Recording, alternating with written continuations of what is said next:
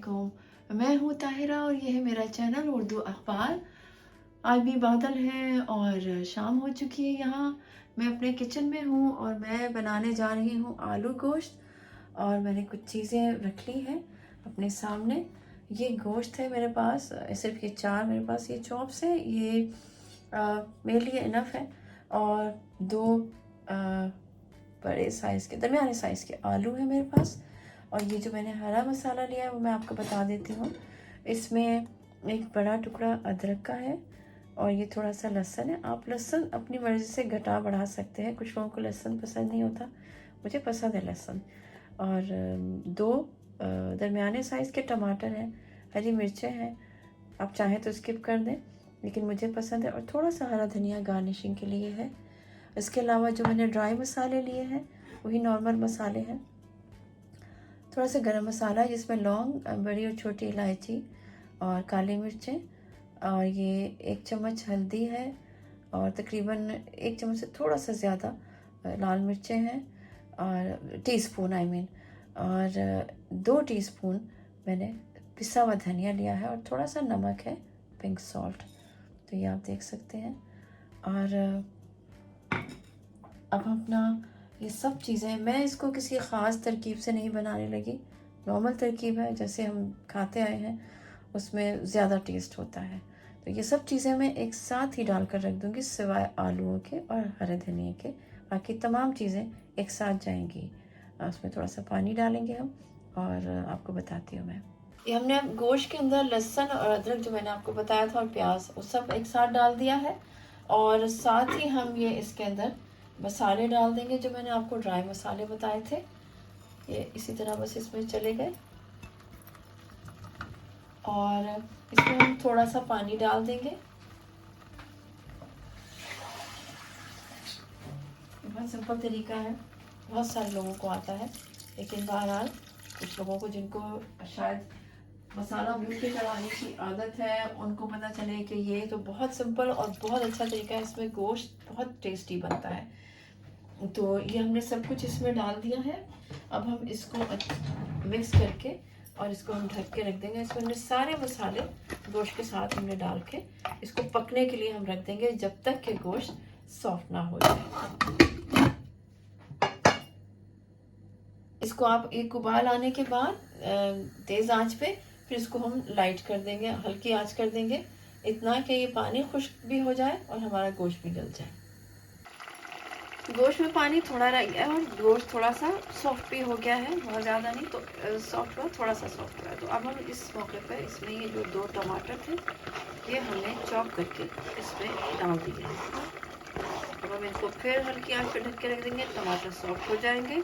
तो फिर अगला मरहला होगा इसकी भुनाई का। तो अभी हम इसको ढक के रख देते हैं दोबारा से।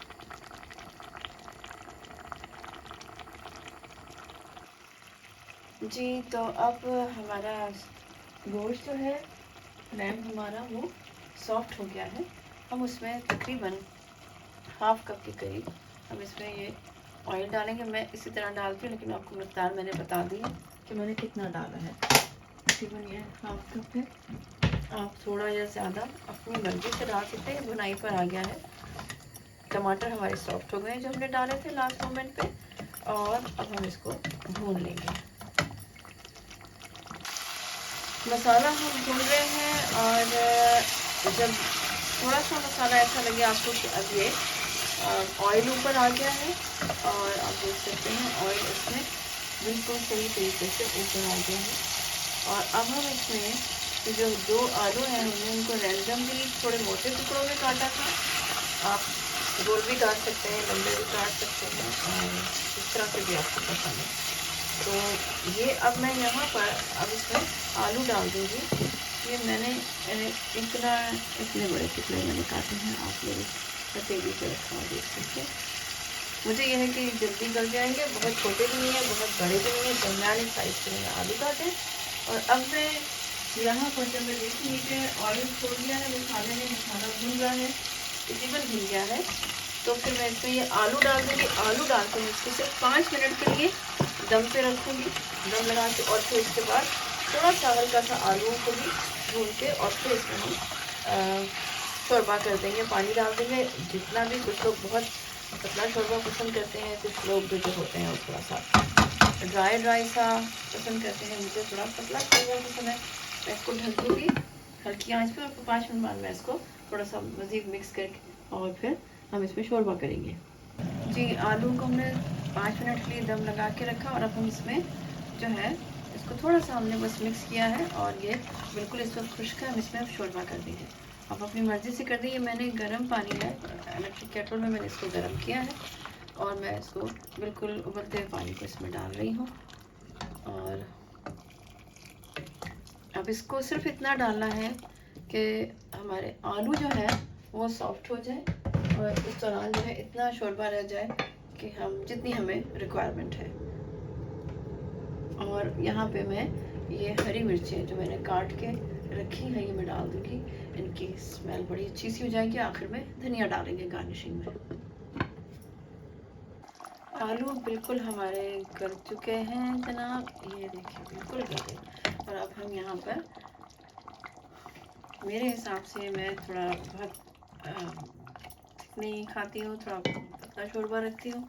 अब मैं इसमें हरा धनिया डाल रही हूँ और इसको डाल के हम अब इसको मिक्स कर देंगे और इसको डिश आउट कर लेंगे।